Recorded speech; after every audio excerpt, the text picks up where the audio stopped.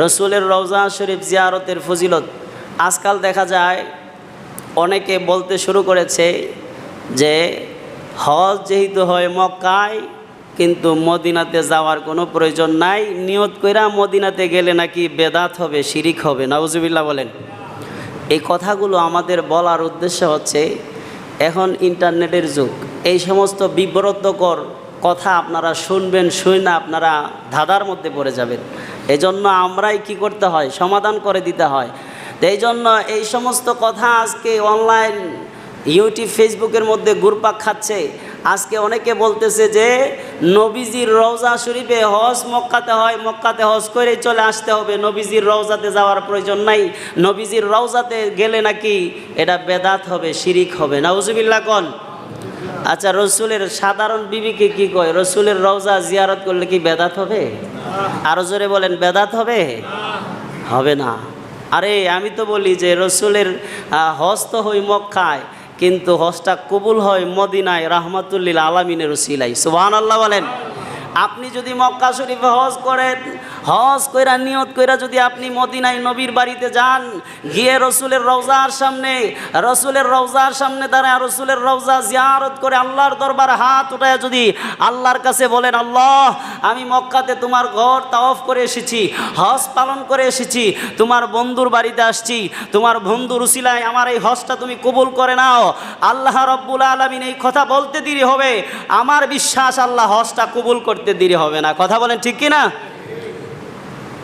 যেই নবীর জন্য আপনি নামাজ পাইলেন, যেই নবীর জন্য আপনি রোজা পাইলেন, যেই নবীর জন্য আপনি যাকাত পাইলেন, হজ পাইলেন, ওই নামাজ পড়ে ওই রোজা রেখে ওই হজ পালন করতে যখন আপনি মক্কাতে যাবেন, ওইখানে গিয়া যদি হজ করে রসুলের বাড়ির পাশে গিয়া বেদাত শিরিকের ফতোয়া দিয়ে আপনি রসুলের বাড়ি মদিনাতে গেলেন না, আপনি চলে আসলেন, আপনি তো প্রকৃত মুমিন হতে পারে না। এটা তো রসুলের প্রকৃত উম্মতের বৈশিষ্ট্য হতে পারে না, এটা রসুলের প্রকৃত উম্মতের বৈশিষ্ট্য হতে পারে না, এটা হচ্ছে নিমুখ খারামি। কথা বলেন ঠিক কিনা?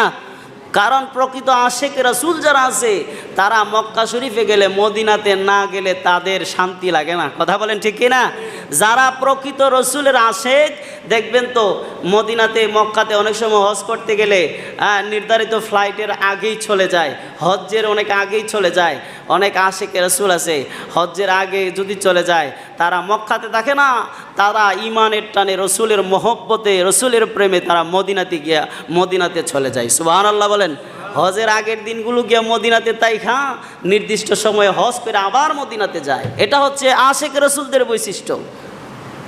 আর মুনাফিক বেঈমান যারা, তাদের বৈশিষ্ট্য হচ্ছে রসুলের রওজা থেকে দূরে থাকা, রসুলের রওজা থেকে মানুষকে দূরে রাখা। কথা বলেন ঠিক কিনা?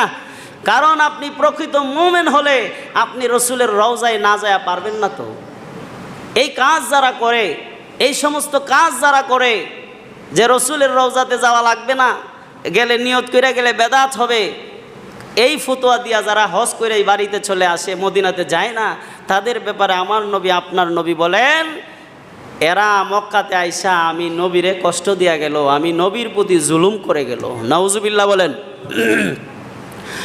যেমন নবীজি হাদিস শরীফে বলেন, ক্বালান নবিয়্যু সাল্লাল্লাহু আলাইহি ওয়াসাল্লাম আল হাজ্জুল বাইত ওয়া লাম ইয়াজুরনি ফাকাদ জাফানি। আমার নবী আপনার নবী বলেন, যেই ব্যক্তি, যেই উম্মত মক্কাতে হজ করতে আসলো, হজ করতে আইসা আমি নবীর বাড়িতে আসলো না, হজ করতে আইসা মক্কা থেকে বাড়িতে চলে গেল, অথচ আমি নবীর বাড়ি মদিনার মধ্যে আসলো না, আমি নবীর রওজা শরীফ জিয়ারতে আসলো না।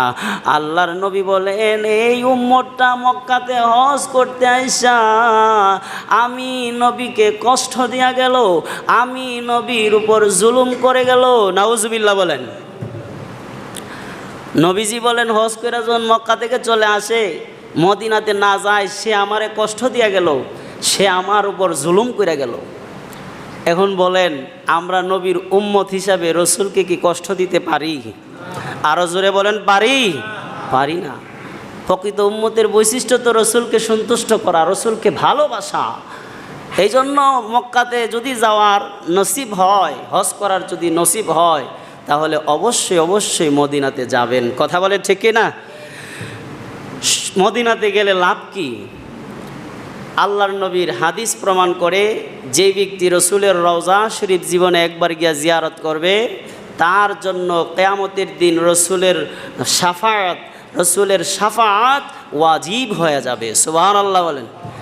যেমন আমার নবী আপনার নবী বলেন, ক্বালান নবী সাল্লাল্লাহু আলাইহি ওয়াসাল্লাম, মান যারা কবরি ওয়াজাবাত লাহু শাফাআতি ইয়াউমাল কিয়ামাহ।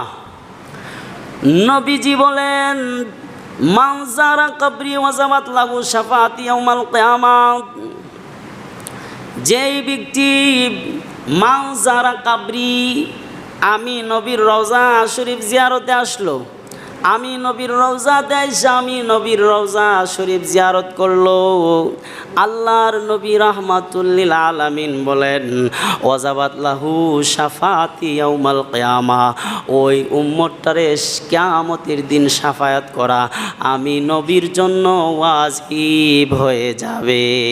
সুবহানাল্লাহ বলেন।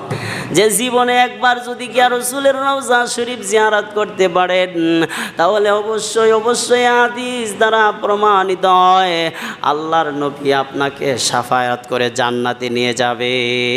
সুবহানাল্লাহ বলেন। আমরা নবীর শাফায়াত চাই কি চাই না? আরো জোরে বলেন, চাই কি চাই না? অবশ্যই চাই। এই জন্যই আমাদেরকে রসুলের রওজাতে গিয়া হাজিরা দিতে হবে। যদি ধন সম্পদ থাকে, এই আমল করার মিস করবেন না। আজকাল দেখা যায় অনেকে তো রসুলের রওজা শরীফ, রসুল্লাহ সাল্লামের রওজা শরীফে দোয়া করাও বেদাত বলতেছে, যে রসুলের রওজা শরীফে গিয়া নাকি দোয়া করা যাবে না, এটা বেদাত, এটা শিরিক। নাউজুবিল্লাহ বলেন। রসুলের রওজাতে চাওয়া নাকি নিষেধ, অথচ আল্লাহ রাব্বুল আলামিন কোরআনে নির্দেশ দিছে আমরা যেন রসুলের রওজাতে, পাপ হইলে আমরা যেন রসুলের রওজাতে গিয়া রসুলের উসিলা দিয়ে আল্লাহর কাছে দোয়া করি। সুবহানাল্লাহ কোন। যেমন আল্লাহ রাব্বুল আলামিন বলেন, ওয়ালাউ আন্নাহুম ইযযালামু আনফুসাহুম জাউকা ফাস্তাগফিরুল্লাহ ওয়াস্তাগফার লাহুমুর রাসূলু লাওয়াজাদুল্লাহা তাওয়াবার রহিমা।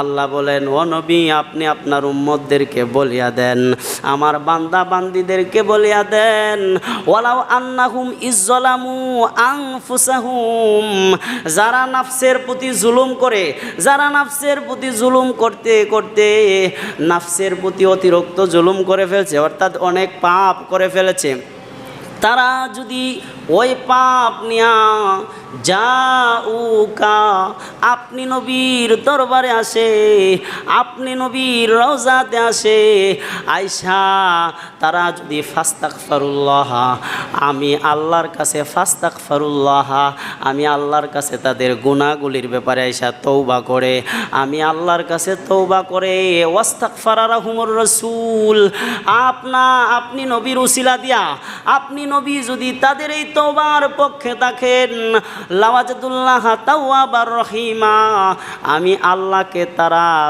গফুর এবং ক্ষমাশীল হিসাবে, তওবাকারী হিসাবে পেয়ে যাবে।